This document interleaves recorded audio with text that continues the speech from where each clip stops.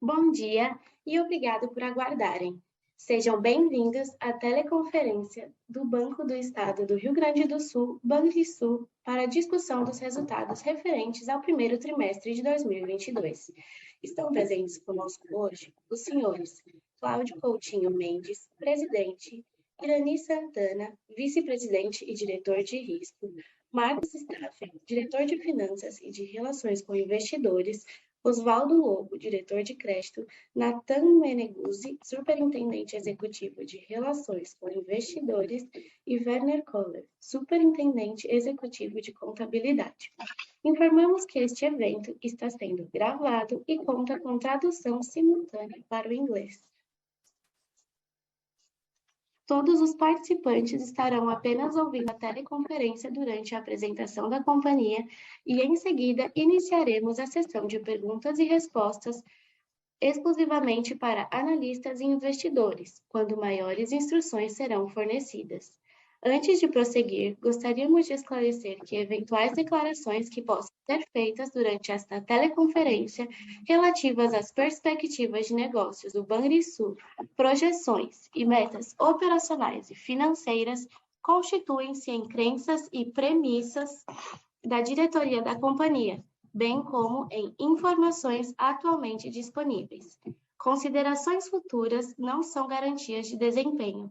Elas envolvem riscos, incertezas e premissas, pois se referem a eventos futuros e, portanto, dependem de circunstâncias que podem ou não ocorrer.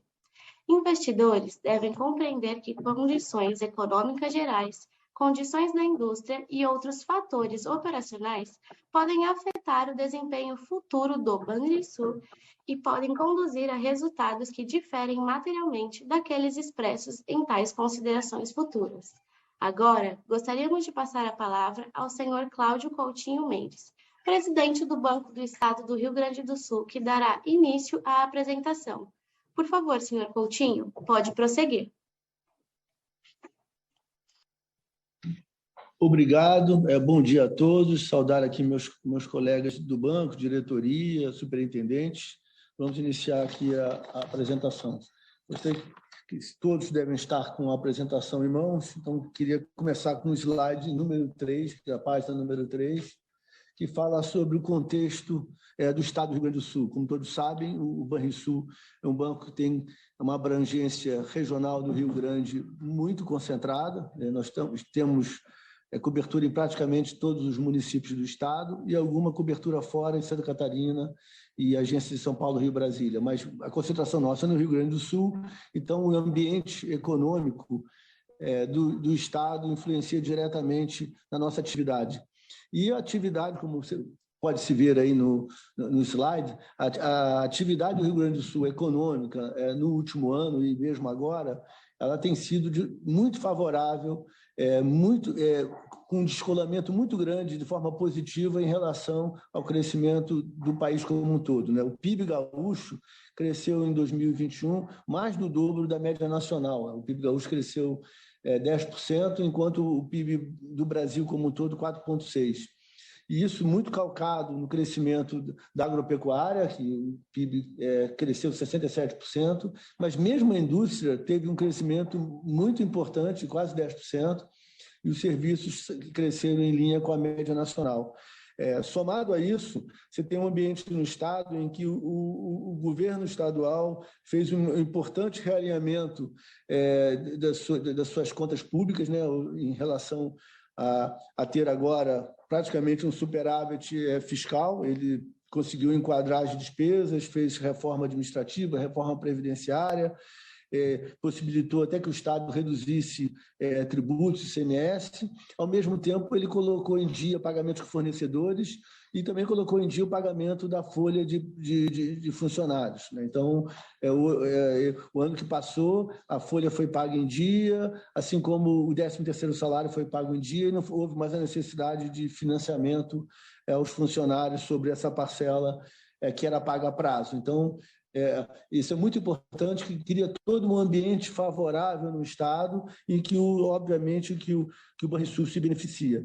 Também tem um outro elemento estrutural, que o estoque de crédito do no Estado, quer dizer, a quantidade de crédito comparado com o Brasil, nós temos aí um gap em relação à média nacional, o que gera, de certa forma, uma oportunidade de crescimento da carteira de crédito. Outro destaque, obviamente, pelo agronegócio é a quantidade, o crescimento das exportações do Rio Grande do Sul, né? Então, você tem aí um crescimento de 50%, que é impressionante. Além disso, o Rio Grande do Sul tem estruturalmente um PIB, que é o PIB per capita, que é 25% maior que a média nacional. Vamos passar agora, por favor, para o próximo slide, é que a gente fala, então, da carteira de crédito. Gostaria de fazer alguma contextualização sobre esse primeiro trimestre, só relembrando que a variante Ômicron, ela foi identificada em meados de dezembro do ano passado e teve um pico de contaminação da população brasileira e também, obviamente, da gaúcha, em janeiro desse ano. Então, em janeiro desse ano, quer dizer, trimestre, janeiro, fevereiro e março, em janeiro, nós estávamos muito impactados pelo crescimento vertiginoso da variante Ômicron, que, de certa forma, atrapalhou, durante o mês de janeiro, o desempenho comercial das nossas agências. Chegamos a ter muitas agências fechadas, em torno de 100, até que o protocolo de saúde feito pelo nosso consultor de saúde, que é o Hospital de Moinhos de Vento, fosse alterado, e aí os procedimentos em relação às agências que tenham qualquer colaborador contaminado passaram a ser diferentes do que era antes com a variante Delta, e então você poderia simplesmente afastar o colaborador contaminado, que estivesse positivado no coronavírus, e bem como afastar os seus colegas que trabalhavam proximamente, mas as agências não foram mais fechadas. Então, janeiro a gente teve essa questão, e sazonalmente também, janeiro e fevereiro, aqui no estado do Rio Grande do Sul, você tem um decréscimo na atividade econômica, porque as pessoas tiram férias, vão para casas de veraneio, na praia ou em serra, e diminui a atividade econômica tradicional. Aumenta, obviamente, a atividade econômica nessas localidades, mas no resto do estado você tem uma diminuição da atividade. Mas, a despeito dessas questões que eu coloquei, nós tivemos o melhor primeiro trimestre em relação ao crescimento de crédito dos últimos 10 anos. Nós tivemos um crescimento muito importante da carteira de crédito no primeiro trimestre, mesmo com esses percalços que eu levantei, cresceu 3,3% trimestre contra trimestre, e a concessão do crédito na comparativo da base anual cresceu quase 22%. Então, e com destaque para o crescimento rural 30%, da carteira comercial 32%, o imobiliário de impressionante 100%. Então, a carteira alcançou 42 bilhões de reais, com crescimento em 12 meses de 15%, e nós estamos muito confiantes aí que nós temos aí um guidance que a gente está buscando e firmemente acreditando que a gente vai conseguir alcançar o guidance. E esse primeiro trimestre mostra aí uma continuidade do crescimento robusto do nosso crédito no segundo semestre do ano passado. Vamos passar agora para o slide número 5. Continuamos também em relação ao crédito na nossa estratégia, que nós sempre repisamos a cada apresentação, que é que nosso crédito é um crédito pulverizado e em linhas com muita robustez em termos de risco de crédito, com muitas garantias. Temos um crédito tão concentrado em consignado, com garantia de pagamento de salários, crédito imobiliário com garantia de alienação fiduciária, crédito para pessoa jurídica com garantias de fundos garantidores, ou FGI do BNDES, ou PEAC, ou outras linhas, ou FAMP do SEBRAE, com garantia do FAMP do SEBRAE, enfim, mantemos a nossa estratégia de estar operando em linhas com bastante segurança. Estamos crescendo forte, mas mantendo o mesmo padrão de crédito bem constituído e robusto em garantia e muito diversificado. Nós não atuamos em corporate, large corporate, nossa carteira é diversificada. Isso pode se ver aí no lado direito do slide, a concentração da carteira, né? Nós temos os 50 maiores devedores do banco, tem só 7% da carteira, enquanto a média do mercado, esse número é em torno de 14%. E os 10 maiores devedores, 2% no banco da carteira, quando a média de mercado é quase 6%. E, bom, enfim, a nossa carteira é muito diversificada, uma qualidade de crédito que tem melhorado, olhando em 12 meses, o nível de rating na nossa carteira de AA a C evoluiu de 89,9% para quase 92%, 91,6%. E a nossa inadimplência está num nível extremamente baixo. Óbvio que isso, obviamente, em grande parte pela nossa busca por crédito de excelente qualidade, e a nossa inadimplência 90 dias média está em 1,95%, talvez um low histórico, e temos também um índice de cobertura extremamente confortável, provavelmente nos raios da indústria, com 315% de cobertura de provisões. Vamos passar, por favor, para o slide número 6. Aqui também mostra que nossas despesas com provisão derivada da nossa carteira muito, muito conservadora e muito garantida, tem caído e está no nível de 2,13%, muito parecido com o do último trimestre. Então, nós temos aí está em 6,2%, caindo, mas mantendo a excelente qualidade da carteira de crédito. A despesa de provisão esse trimestre foi superior à do trimestre anterior, mas uma parte relevante é a provisão sobre os créditos recuperados de baixo prejuízo, que então não tem efeito no resultado final, foram recuperações que foram feitas novas provisões integrais, assim como também essa provisão cresceu impactada pelo crescimento da carteira. Uma vez que a carteira cresce em termos nominais, você também tem que fazer provisão sobre esse acréscimo, então isso acaba ocasionando um crescimento então da nossa provisão. Vamos passar agora então para os destaques na página 8.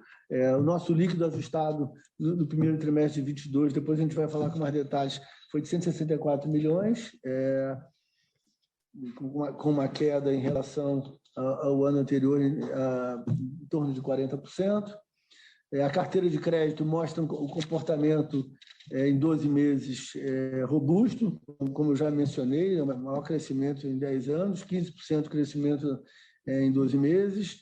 O crédito consignado também com um crescimento muito importante de 11%. O crédito rural com impressionante 44% de aumento, né, também na base de 12 meses.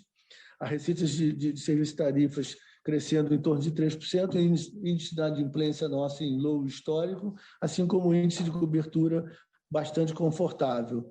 Mantemos a nossa despesa de pessoal basicamente estável, crescimento de 0,4% em base de 12 meses, isso a despeito da correção dos salários em decorrência do dissídio da categoria, que a partir de setembro cresceu em quase 11%, e apesar disso, depois a gente vai ver também com mais detalhes, né, mantivemos a nossa despesa anual com pessoal praticamente inalterado, né? Vamos aqui ao próximo slide da rentabilidade. Nós temos, em relação ao ano passado, uma queda importante de resultado, mas acreditamos que o pior em termos de ajustes, principalmente em relação à margem decorrente do aumento acelerado da Selic, que estamos aí, nós temos uma operação muito mais concentrada em pessoas físicas com operação prefixada do que a média da indústria de banco de varejo. Como nós não temos uma operação relevante de corporate, large corporate, e nosso principal cliente é o cliente pessoa física, que basicamente na linha consignada se está falando de pré-fixado. Então, esse ajuste de margem decorrente desse crescimento acelerado da taxa Selic de mais de 10 pontos percentuais em um ano, eu diria que agora está alcançando uma certa estabilidade na nossa margem, e a gente acredita que esse trimestre tenha sido o pior momento desse ajuste. Os senhores sabem também que essa carteira de consignado, apesar de ter um prazo contratual muito longo, ela tem um giro decorrente da necessidade desses clientes de refazer a operação para para receber caixa de tempos em tempos, faz com que, então, que essa carteira seja girada num prazo médio inferior ao prazo contratual, isso por interesse do próprio cliente, e decorrência disso, a taxa vai sendo ajustada de forma rápida. Então, acreditamos, então, que estejamos já no fim do ciclo, ou muito próximo do fim do ciclo dessa reprecificação da carteira, o que fará com que a nossa margem volte. A provisão de crédito teve também impacto do crescimento da carteira, e ela, então, por isso também afetou de forma razoável aqui o resultado quando comparado ano contra ano. Isso não significa que a nossa carteira tenha piorado a qualidade, ao contrário, a carteira tem mostrado aí que ela tem melhorado a cada período, né? Estamos aí, inclusive, no mínimo histórico de inadimplência. Então, na página, na próxima slide, que é o número 10,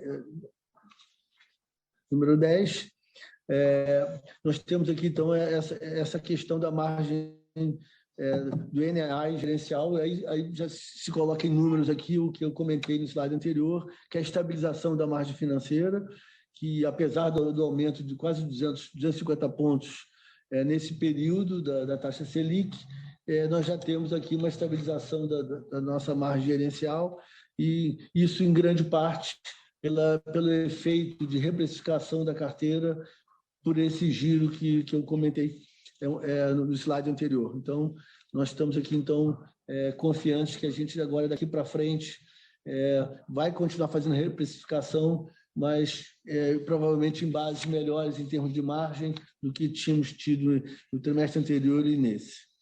Vamos aqui ao 11º, sobre a nossa captação. Nós temos uma excelente estrutura e perfil de captação. Nossa captação tem um custo inigualável, 78% da Selic como média de custo de captação, sendo que no CDB o custo é 87% da Selic.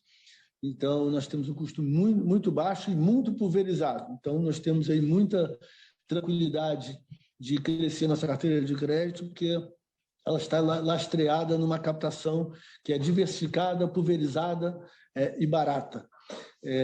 Em fevereiro desse ano, há que se notar que a gente liquidou a dívida subordinada que foi emitida em 2012, e nós já tínhamos emitido há um ano atrás uma dívida subordinada de $300 milhões para substituir essa dívida que já não estava tendo praticamente efeito nenhum no nosso índice de capital, e ela foi liquidada agora por quase R$3 bilhões. Do ponto de vista, o resultado é neutro, no sentido que ela tinha hedge para reais, então essa operação toda foi desfeita agora em fevereiro de 2022. Isso, de certa forma, faz com que também o percentual de CDB na nossa captação total suba de 66% para 71%, em decorrente da saída desses 3 bilhões de dívida subordinada, mas continuamos contando com os $300 milhões que foram emitidos no ano passado para fazer frente a capital de nível 2.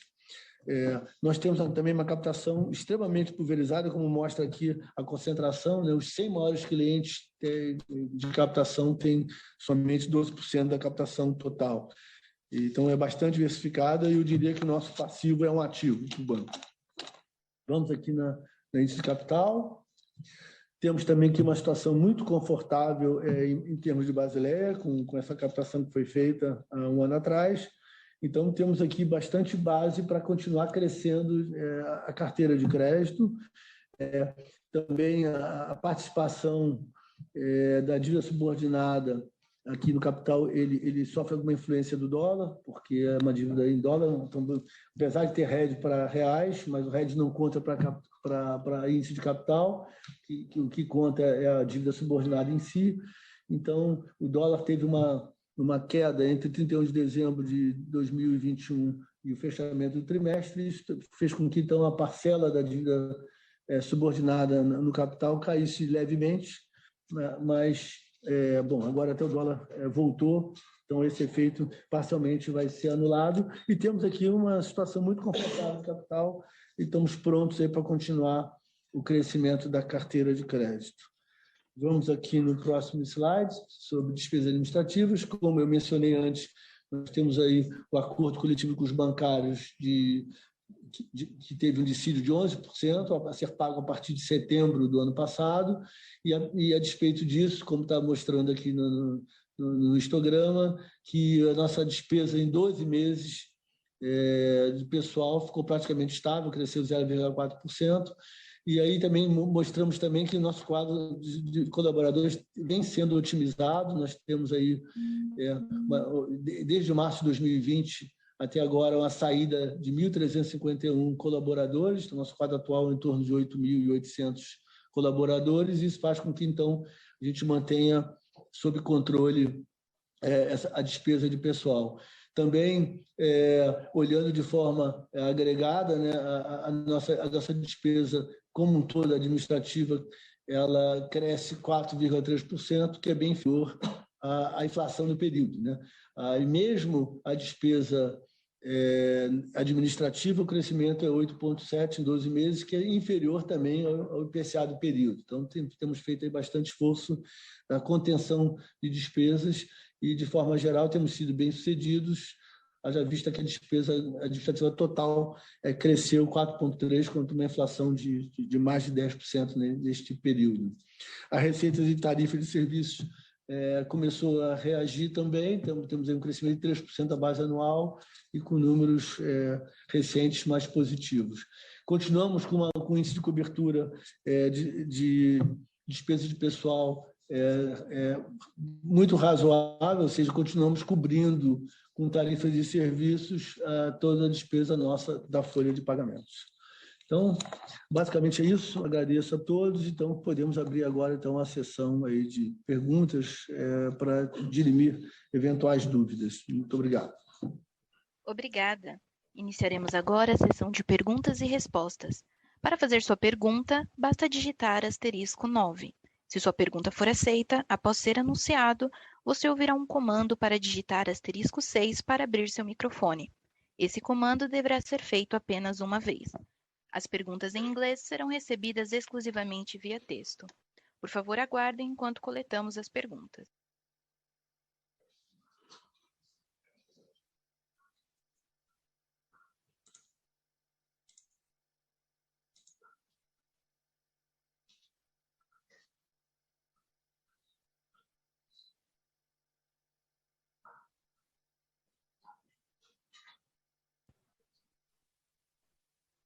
Lembrando que para fazer perguntas, basta digitar *9.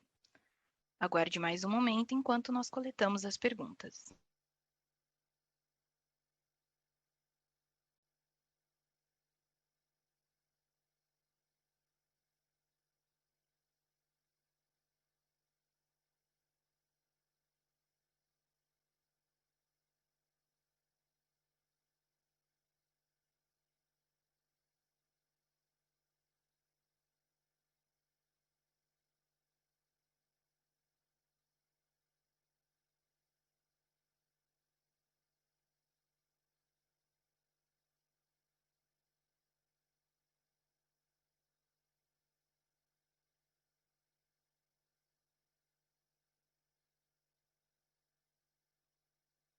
Nossa primeira pergunta vem do Sr. Flávio Yoshida, do Bank of America. Por favor, Sr. Flávio, o senhor pode prosseguir.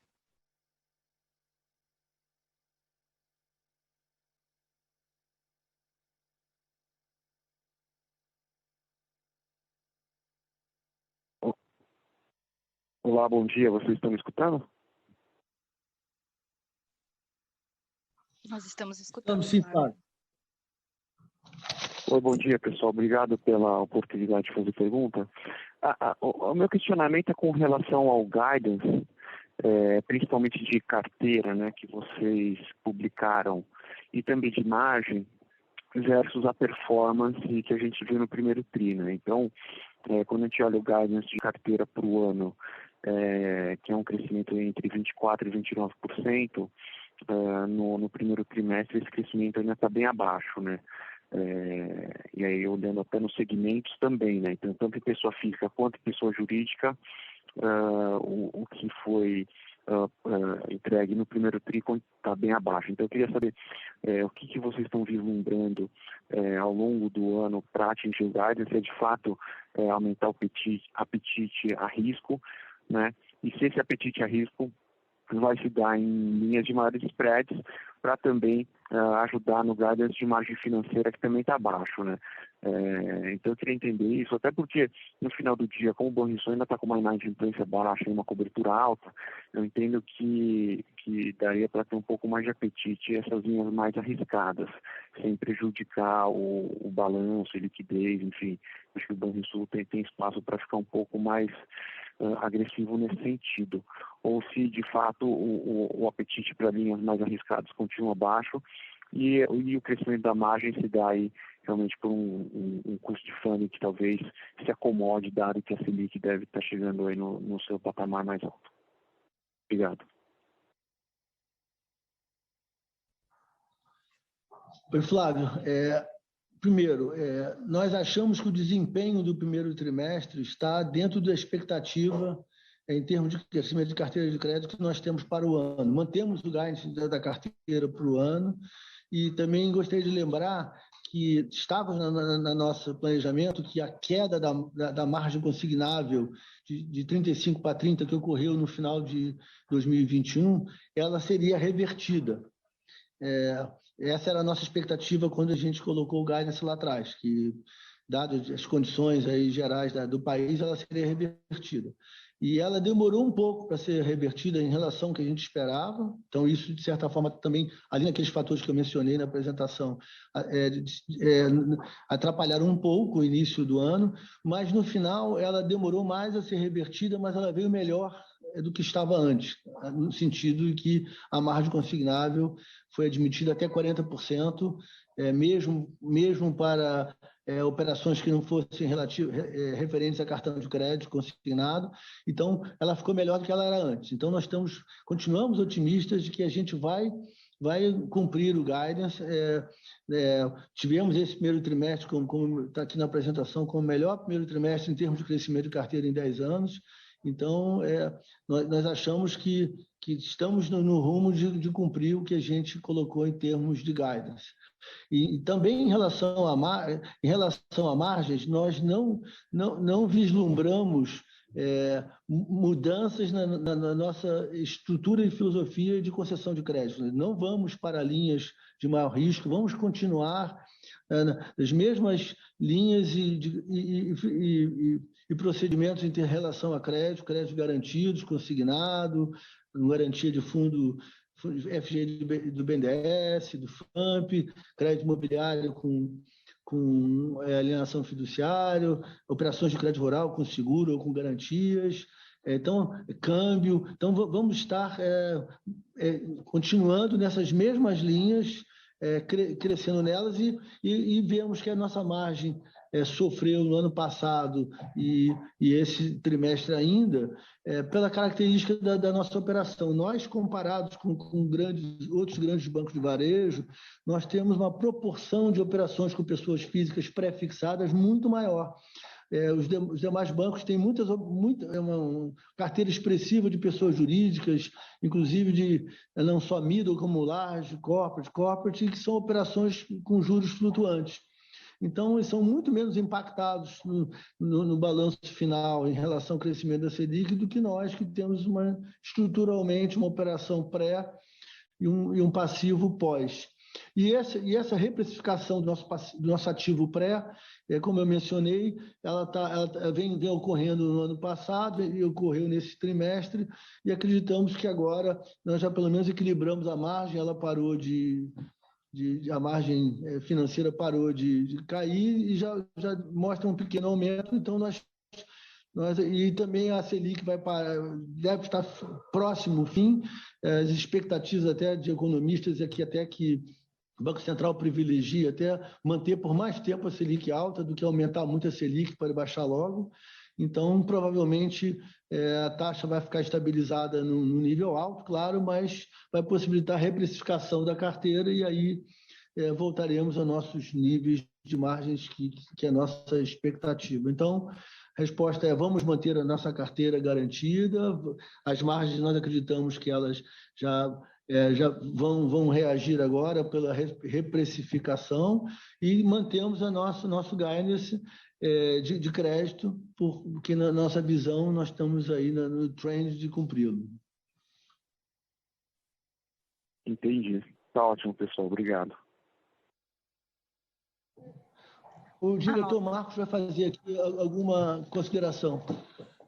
Acho que, Flávio, talvez só como um adicional, principalmente quando a gente olha o crescimento projetado de crédito e as condições específicas do primeiro TRI, é que algumas linhas, elas tradicionalmente, e aí por questões sazonais, elas não desempenham tão forte. Pega, por exemplo, a questão do crédito rural, ele cresce pouco mais de 1%, e quando a gente trabalha em bases anualizadas, o nosso guidance é na faixa de 40%. Isso aí tu vai ter um ritmo mais acelerado ao longo do ano. Outras linhas também têm muita liquidação concentrada no primeiro trimestre, como a linha de comércio exterior. Essa naturalmente já vai reagir, ela já vem crescendo num ritmo forte, cresceu 2021, dobrou o tamanho de carteira e deve seguir nesse ritmo, dadas as condições de competitividade. Sobre a questão da margem, a gente já vem alguns trimestres comentando isso, que provavelmente o ponto de inflexão seria no segundo trimestre do ano, de um crescimento. A gente continua com essa convicção. Acho que foi importante a estabilização que já se viu nos números do primeiro TRI, até com um pequeno crescimento. Na nossa conta superou um pouquinho as expectativas. Então, acho que quando a gente olha principalmente para o segundo semestre desse ano, tu deve ter um desempenho de margem financeira muito mais interessante do que se via quando se olhava para trás. Desculpa, Marcos, só para reforçar, se a gente olhar aqui o slide da página 11, o custo da captação relativa ao Selic mostra aqui uma força muito grande do banco. E a indicação de recuperação de margem também, por conta do custo relativo do passivo, deve ser bastante favorável ao banco.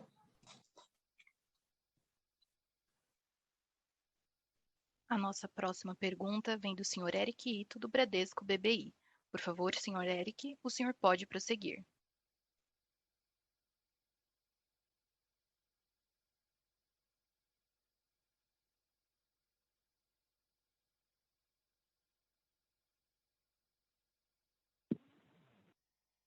Bom dia, pessoal. Vocês conseguem me ouvir? Conseguimos te ouvir, Eric. Bom dia, pessoal. Obrigado pela oportunidade de fazer pergunta. Eu tenho duas perguntas rápidas aqui. Primeiro, pensando na parte de provisão de vocês, vocês tiveram um impacto da recuperação de créditos que estavam baixados para prejuízo nesse trimestre. Eu queria entender como que a gente pode pensar nessa dinâmica ao longo do ano, né? Se pode ter mais algum impacto relevante nos próximos trimestres. E o segundo ponto que eu tenho em relação às provisões cíveis, né? O que vocês podem esperar para o ano? Assim, algum trimestre mais forte, alguma oscilação aqui que a gente pode... Com o que a gente pode pensar aqui para o ano nesse dia também? Obrigado, pessoal.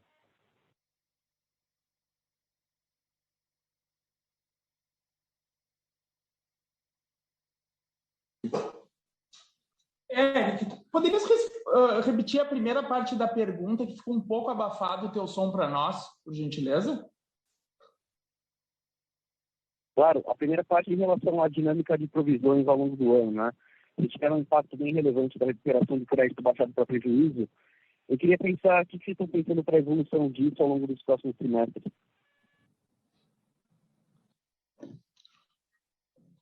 Claro. Bom, sobre provisão, acho que a gente teve quando a gente desconta o baixado a prejuízo, a provisão fica na faixa de 198, que ela é um pouco mais alta quando a gente compara com relação ao último TRI, mas a gente gosta e acho que é bem interessante essa comparação quando se faz com a média dos últimos 4 trimestres, por exemplo. Aí tu vai ter um aumento de 40 milhões, que ele é explicado tranquilamente pelo incremento de carteira. ou todos os outros índices, quando a gente olha a originação de crédito, a carteira vem seguindo num nível muito positivo, com duplo A até D, mantendo acima de 90%. O nosso custo de crédito ele fica dentro da faixa do guidance, que está de 2% a 3%, atualmente até na faixa mais baixa, e não esperamos nenhuma alteração na dinâmica de provisão. Acho que o guidance é tranquilamente atingível e não imagino surpresas aí pela frente.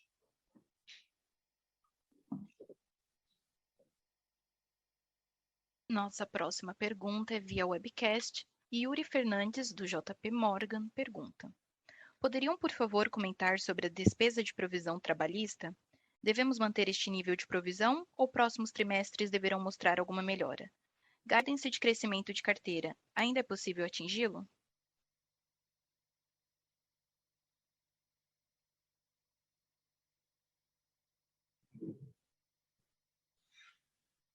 Sobre a provisão trabalhista, a nossa expectativa é que talvez ainda nesse próximo trimestre tenha alguma provisão a ser feita sobre ações trabalhistas coletivas e que está sendo feita a precificação com nossos consultores, mas a nossa expectativa é que após essas provisões desse próximo trimestre, que a gente não espera que tenha a partir do segundo semestre, provisões fora do padrão esperado na indústria bancária. Então, a gente acha que tem ainda algum efeito nesse próximo trimestre.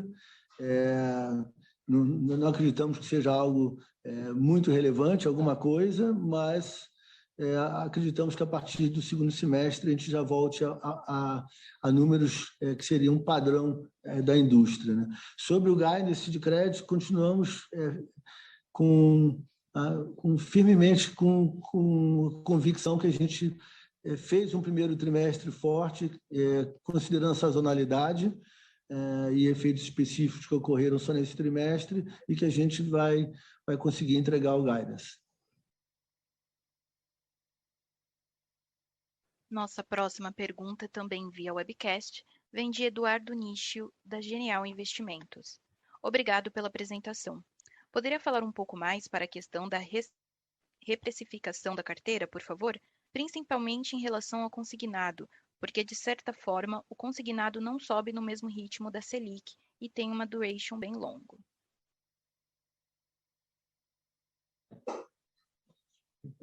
Perfeito, Nichio, obrigado pela pergunta. Claro que a velocidade de crescimento de taxa do consignado, ela nem deve acompanhar o aumento de taxa de juros na mesma proporção, até porque o aumento foi único, foi muito forte e num período muito curto, né? Se a gente buscar num passado recente ou não tão recente, nos movimentos de queda, a queda também não acompanhava esse movimento.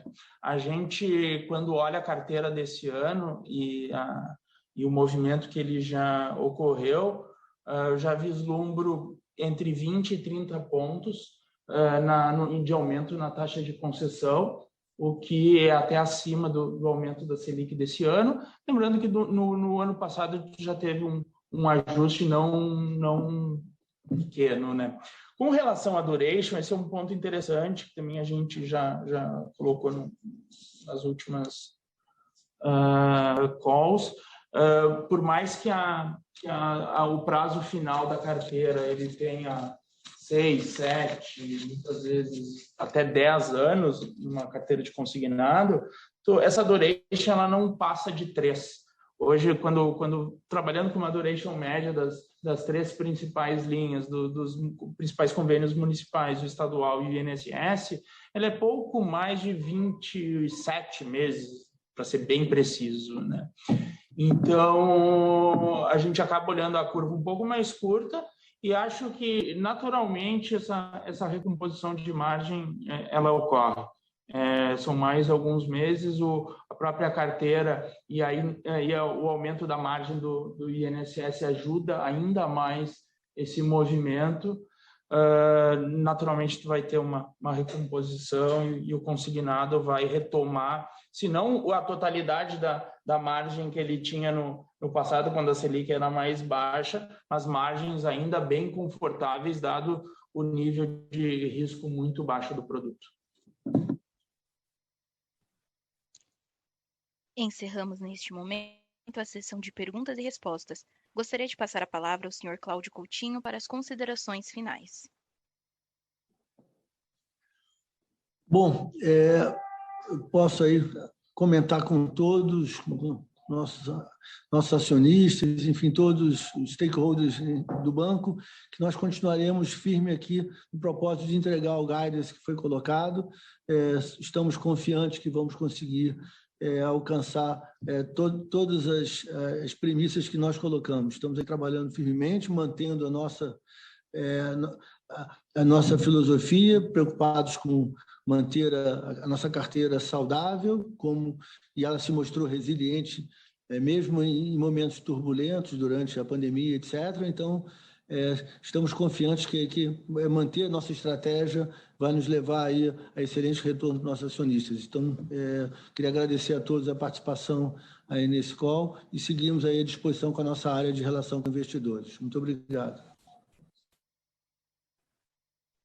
O call de resultados do Banco do Estado do Rio Grande do Sul, Banrisul, está encerrado. Agradecemos a participação de todos.